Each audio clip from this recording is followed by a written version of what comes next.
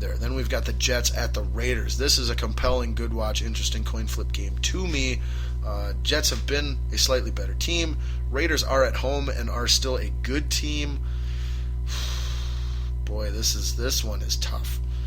This one is very, very tough. Let's go. I think the Jets are a little more balanced of a team, so let's go with the Jets on the road over the Raiders. Seahawks at Cowboys. Cowboys are still in a giant mess. They have no quarterback. Dez Bryant might be back. That doesn't help anything at all. Greg Hardy, their defensive pass rusher, troubled last year, well documented. He was getting into it, physically shoving coaches last week, verbally altercations with players, teammates. Dallas is just a giant mess right now. You got to pick the Seahawks on the road to beat the Cowboys. Sunday night game is your game of the week. Undefeated Green Bay at undefeated Denver Broncos. Broncos are not as good as their record. Packers are a better team. Packers win, much to my dismay, Sunday night in Denver, handing the Broncos their first loss of the season. And in the Monday night game, the Colts are on the road at Carolina. Carolina should win this game. I'm cheering for the Colts. But Carolina should win that game. And, things are just going to continue to be in flux and question in Indianapolis because they're going to be losing and not playing well yet again.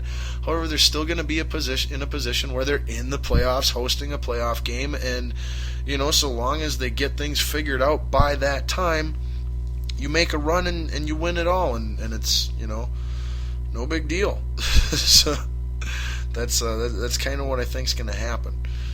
But if they overreact and fire Pagano as a head coach, that's going to be terrible. If they fire the GM, that would be impressive, and I don't think that'll derail their season. But boom, there's your spew. We're at the 2-hour mark, and we haven't even got to our NBA preseason extravaganza. So boy, let's their spew is done. As well as Purple Vein, obviously. The Purple Vein is done for the week. We'll give you the Purple Vein again next week, as well as every week. Oh, and the one NFL note that I did forget, then it's officially done. Arian Foster, running back for the Houston Texans, out for the season as well. All right, now let's squeeze some quickies in here quick, and then we'll do our NBA before Ball's deep thought of the day. So quickies, NASCAR, like I said, race at Talladega last week. It was the last round of the contender round of the chase for the Cup, their season playoff, season championship. Joey Logano wins at Talladega yet again this year. He did not need to win. He was already qualified for the Eliminator 8 round. Dale Earnhardt Jr. needed to win to make it to the Eliminator 8 round. He finished second. The race ended in controversy. It ended on caution. It didn't end on the green checkered flag. It ended on the caution flag as Harvick caused a wreck, who was also someone who had already qualified, and I believe he had teammates, people who race on the same team, whatever the frickin' heck that means, that would benefit from the race ending if it were to end there on a caution. So as one guy passed him, another guy attempted to pass him. He went to block the other guy from passing him, clipped the first guy who did pass him in the driver's side rear tire, spun him out, caused a huge wreck. Upon initial viewing, yes, it did look completely intentional that he just wiped that guy out for passing him. But when it changed views, you could tell that no, Harvick was in fact true to his word. He was not intentionally trying to take someone out and cause a wreck. There was a second car making the move to pass him. That is what he saw. That is what he moved to counter. And the guy who first passed him had not completed the pass yet, and thus got taken out and clipped in the corner as a result. But either way, it was very controversial, very, interesting and unclimactic. It's not right. They need to fix this. I'm with Espen's racing expert. In this part of the season, you can't be ending races on caution flags. If you got to race till the cows come home, you end the race on a true finish with a winner. But so we are down to our Eliminator 8 round.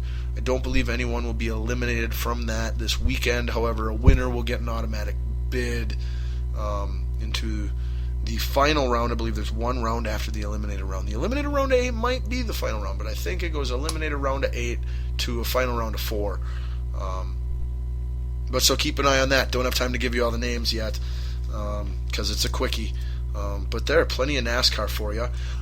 Moving on over quickies to hockey. In this, we're going to try to have a weekly hockey segment now that it is hockey season, and we are going to name that weekly hockey segment Balls on Ice. Duh, right? Of course. So anyway, Balls on Ice is pretty much going to be this. Minnesota Wild playing great. They have a great record this year. They won again in their last game. I believe they probably play again either tomorrow night or Friday. I can't gripe enough about the structure of the schedule for this hockey season.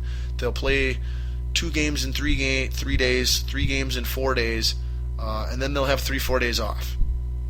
And then they'll play again a game or 2, and then they'll have a bunch of days off, and then they'll play another couple games, have a bunch of days off. It's ridiculous. It's impossible to follow and stay along with, and I can't stand it. And I don't think that the players or the coaches like it either. You get into a rhythm, and then you're out, and then it's so much back and forth. But anyway, Wild doing really, really good, so we like that. Dubnyk dealing with a little bit of minor injury, but nothing to worry about. Dumba possibly looking a little better here now as of late. The scoring has been fantastic. The Wild have been putting the puck in the net all season thus far, and that's great to see. Even Vanek has had an impressive showing thus far this season. Parise is on pace to, break Gretzky's goal record. He's not the only one, but he's towards the league lead in goals. So far so good for the Minnesota Wild. No main big areas of concern, but still plenty of areas that we can improve on, get better at. I want to say 1 or 2 injuries yet as well that will help us out. But so far so good on the Wild front. So there's a very quickie Balls on Ice this week. Quickie for horse racing this week is the Breeders' Cup in horse racing. I believe that goes on Saturday and Sunday. It will feature this year's historic, first time in 37 years, Triple Crown winner, American Pharoah, and it is, I would believe, the last opportunity you will ever have to see this historic, all-time great horse race in a horse racing event. So make sure to find out what time that is on. It will most likely be televised on NBC as they carry most of the horse racing stuff. However, if you're into it, like I said, just search Breeders' Cup and find out what station and time that's on this weekend. Okay, quickie for WWE. Let's see, Adam Rose, WWE star, his sister passed away. Sad news, condolences to him and his family. Ronda Rousey, in an interview this past week, stated that it is a goal of hers and a dream of hers to win the WWE Women's title, Divas title. So, tough apples, Dana White. Like, you can see the writing on the wall. You know it's coming. Just work with each other. Everybody work together. UFC, WWE, Ronda Rousey in the middle. We'll get a fight sandwich, fight Oreo here. But just work together. Do it the right way on all the ends.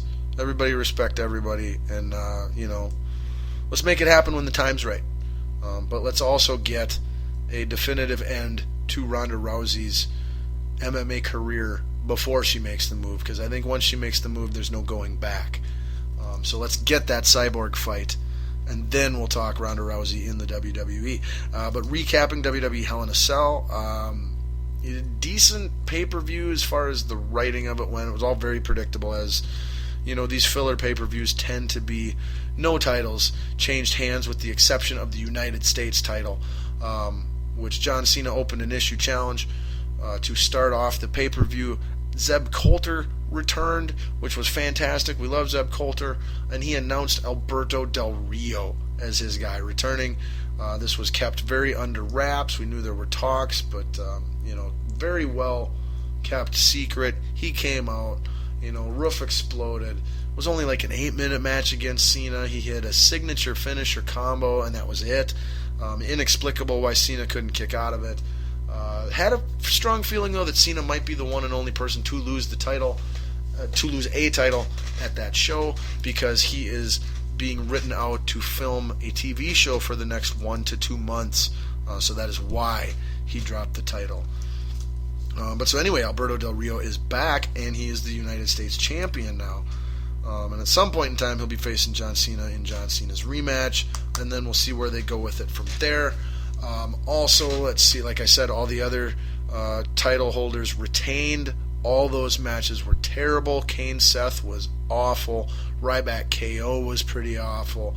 The tag team New Day versus Dudley's was not good at all. Terrible in-ring chemistry. Lots of move fails in every match.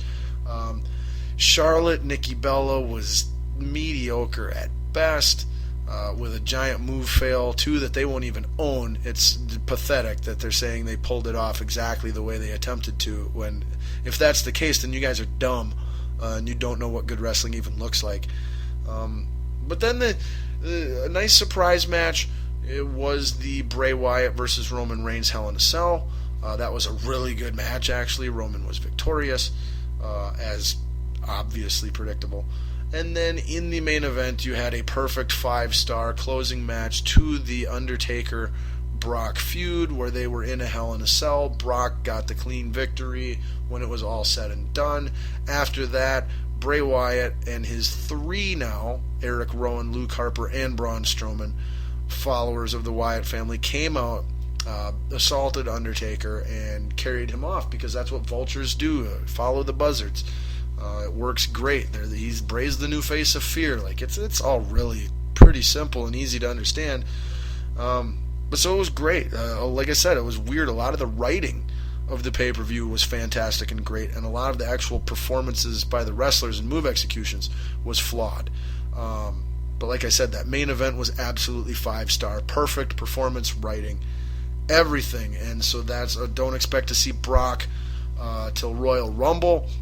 And I believe Undertaker and Kane and 2 other people will be facing the 4 members of the Wyatt family at the upcoming Survivor Series pay-per-view, which, that should be pretty sweet too, even though Survivor Series is usually one of my least favorite pay-per-views on the WWE calendar. All right, so there we are. Now we got to squeeze in our NBA predictions extravaganza, and then get to our Balls Deep Thought of the Day, which we're going to keep real quick. Again, I'm talking as fast as I can. Sorry for always going over time.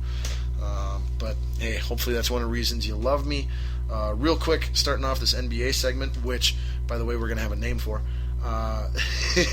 Just like Balls on Ice debuted. But Lamar Odom, news update, he is going to live. He's doing better, at least physically. No word on where he's at with his addictions and struggles, but he is gonna make it. All right, so now we move on to the NBA season preview. We talked about Flip Saunders passing with the Minnesota T-Wolves and how that may or may not affect them on the court. They debut tonight against the T-Wolves. You can bet your bottom dollar that is what I am watching right now at this very moment. Turn your TV on to ESPN and do the same if you haven't already. Unless the show's airing so late that game's over now too. Very possible. But anyway, here are your NBA season predictions. I am super excited. Can't wait. All right, so let's start in the West. By far the better conference. Seeding, by the way, is going to be different this year. The 8 seeds from each side seeded strictly on record. The 3 division winners get an automatic playoff berth, but nothing beyond that. You're not entitled to host a playoff game or anything just because you won your division. Wow, what an awesome concept. Way to go, NBA. You had a problem, you identified it, you came up with a sensible solution, and you implemented it immediately. Gosh, if only, this was done in, baseball. But anyway. So out in the West, let's start with our defending champion Golden State Warriors. In the Pacific Division, I have them predicted to win the Pacific Division, followed by the Los Angeles Clippers, and those will be the only 2 playoff teams from the Pacific Division. Beneath the Clippers, you will have the Phoenix Suns and the Sacramento Kings. I've actually got the Sacramento Kings placed to finish third because from a talent